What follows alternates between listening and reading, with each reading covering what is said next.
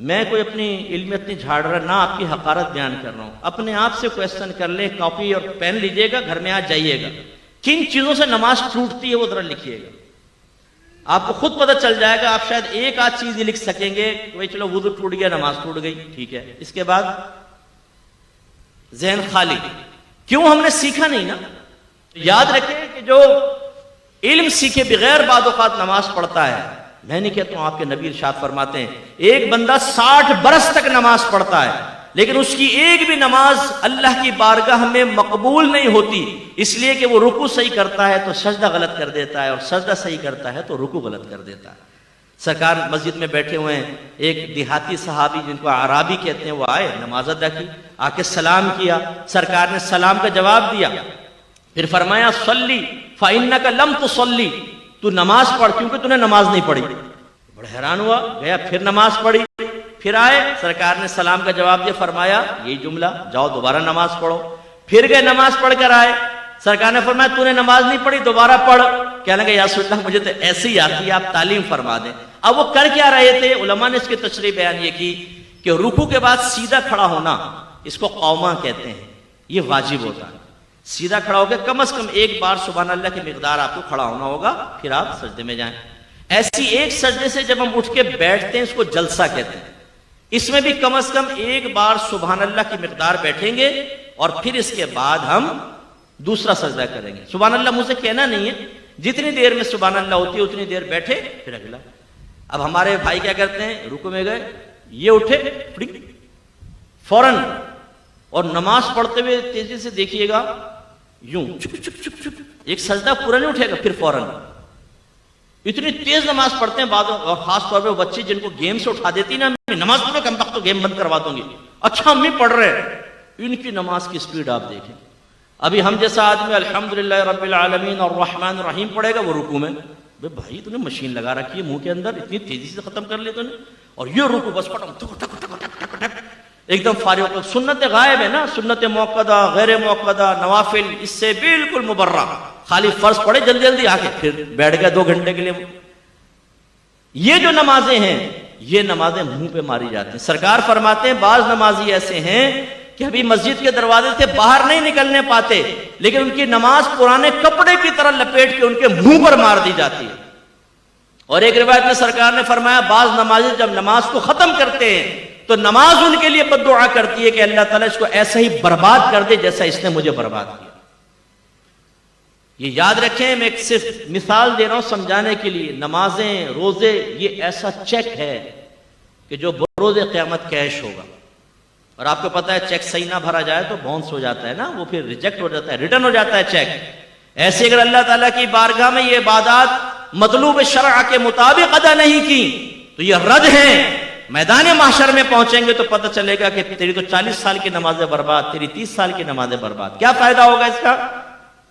ہم نماز کو بوجھ سمجھ کر ادا کرتے ہیں بعض اوقات, یار بس سر سے بوجھ اتارنا ہے, نہ دل لگ رہا ہے نماز کے اندر, جلدی جلدی نمازیں پڑھ رہے ہیں, اور خیالات کی یلغار ہے, یلغار, خوف خدا کے ساتھ نماز ہی نہیں پڑھ رہے. حالانکہ آپ کے نبی نے ارشاد فرمایا جس نے 2 رکعت نماز, زیادہ نہیں, 2 رکعت نماز ایسے ادا کی کہ اس میں دنیا کا کوئی خیال اپنے قلب میں نہ لایا, وہ گناہوں سے ایسا پاک و صاف ہو جائے گا جیسے آج یہ اپنی ماں کے پیٹ سے پیدا ہوا. لانا فرمایا, آنا نہیں. خیالات تو آئیں گے, ایک شیطان ہے جو خیال ڈالے گا, لیکن ہمارا کام کیا تھا؟ خیال آیا اس کو فوراً ٹال کر اللہ کی طرف متوجہ ہوئے. اللہ کی طرف متوجہ ہونے کا مطلب کیا ہے؟ کوئی ذات باری تعالیٰ کا تصور تو نہیں آئے گا نا بھائی ذہن میں. جو نبی نے فرمایا تم ایسے نماز پڑھو جیسے تم اللہ کو دیکھ رہے ہو. اگر تم اللہ کو نہیں دیکھتے تو وہ تو تمہیں دیکھ ہی رہا ہے, تو اس کے دیکھنے کا یقین ذہن میں حاضر کریں.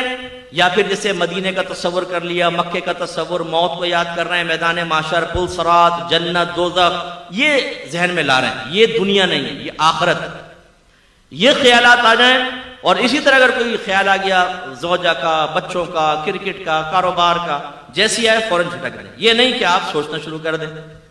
تراویح میں کھڑے ہو گئے ایک نوجوان اور پی ایس ایل اسٹارٹ ہو گیا, بولنگ کرا رہا ہے, بیٹنگ کر رہا ہے پوری, اور میچ بھی جیت گیا, ٹرافی بھی اٹھا لی, لیکن جیسے ٹرافی دینے لگے امام صاحب نے کہا اللہ اکبر, ٹرافی غائب.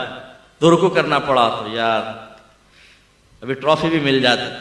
ایک کنجوس آدمی تھا, اس کو وہ نماز اس کو مسجد میں پہنچا تو جماعت نکل گئی، تو بڑا افسوس کرنے لگا، لوگ بڑے متاثر ہوئے، کہا کہ ہمیں آپ کے جذبے سے بہت سیکھنے کو ملا ہے کہ آپ کیا جماعت نکل گئی اتنا آپ دکھ کر رہے ہیں؟ کہا بھائی یہ بات نہیں ہے، مسئلہ یہ تھا کہ جب امام صاحب کے پیچھے نماز پڑھتا تھا نا تو اپنے دکان کا پورا حساب آرام سے کر لیتا تھا، اب امام صاحب اکیلے نماز پڑھوں گا تو حساب کے علیحدہ ٹائم نکالنا پڑے گا، میرا وقت نکل جائے گا۔ تو یہ صورتحال ہوتی ہے کہ جو چیز ہمیں کہیں یاد نہیں آتی آپ آزما کر دیکھیے گا وہ نماز میں یاد آئے گی۔ اسی لیے ایک آدمی امام اعظم ابو حنیفہ رضی اللہ تعالیٰ عنہ کے پاس آیا، کہنے لگا حضور میں نے کچھ اپنا خزانہ دبایا تھا، اب بھول گیا کہ کہاں دبایا تھا، کیا کروں؟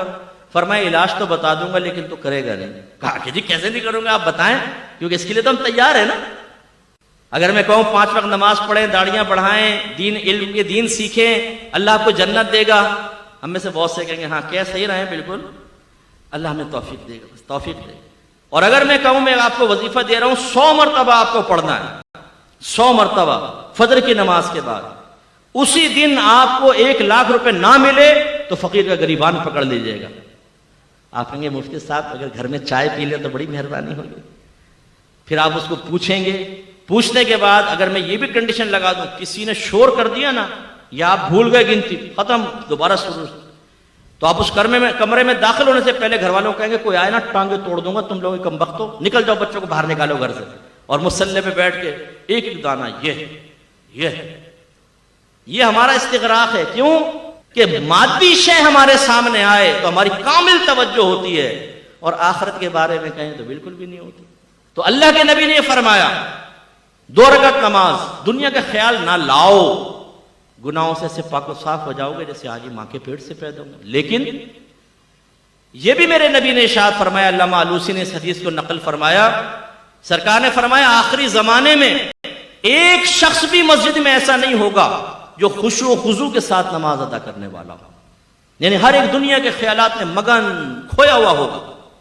ایک شخص کو سرکار نے دیکھا وہ نماز پڑھ رہا ہے تو اپنی داڑھی سے کھیلنے لگا نا، جیسے ہم لوگ سیٹ کرتے ہیں نا ہمارے نوجوان، یہ پف بنا رہے ہوں گے نا، ان کو وہ آئینے میں اپنا آپ کو ذہن میں آ جاتا ہے، تو جیسے وہ آئینے میں کرتے ہیں وہ بغیر آئینے کے بھی ویسے سیٹ کر لیتے ہیں کیونکہ وہ نقشہ ذہن میں ہوتا ہے۔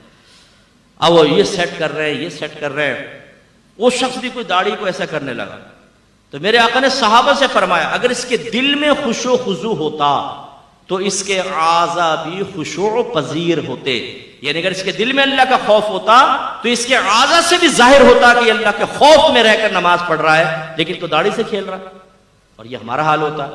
تو کامل نماز کب ہوگی؟ جو مطلوب شرع کے مطابق، اور جس کو اقامت الصلاۃ فرمایا گیا وہ تب جب ان تمام مسائل کو سیکھ کر اور خشوع و خضوع کے ساتھ نماز ادا کریں۔ تو آپ برا نہیں مانیے گا، اپنی پچھلے پورے مہینے کی نماز کو آپ سوچ لیں، کوئی 2 رکعت نماز ہم نے ایسی ادا کی جس میں دنیا کا خیال نہ آنے دیا ہو۔ میری کوشش ہوتی ہے، اللہ مجھے عجب خود پسندی سے بچائے، میرے رب کا ہی کمال ہوتا ہے سب، لیکن میری کوشش ہے کہ میں لوگوں کو اصل دین کی طرف لے کر آؤں، احتساب کی طرف لے کر آؤں، اللہ جس کو توفیق دے۔ تو میں جب جمعے کی نماز پڑھانے لگتا ہوں تو میں سب کو کہتا ہوں یہ 2 رکعت نماز حدیث سنا دیتا ہوں، اور کہتا ہوں کم از کم یہ 2 رکعت نماز ایسی پڑھنی ہے کہ دنیا کا کوئی خیال دل میں نہ آئے، ہمت کیجئے گا۔ پھر تکبیر لگاتے ہیں، اللہ تعالیٰ یقیناً بہت سوں کی مدد کرتا ہوگا، اور ہو سکتا ہے میرے پیچھے جو نماز پڑھ کے نکلتا ہو گناہوں سے ایسا پاک و صاف ہو چکا ہو جو آج ہی اپنی ماں کے جیسے اپنے ماں کے پیٹ سے آج ہی پیدا ہوا ہے۔ یہ تو اللہ کا کرم ہے نا، جس کو اللہ تعالیٰ توفیق دے دے، تو یہ ہمیں بھی کرنا چاہیے۔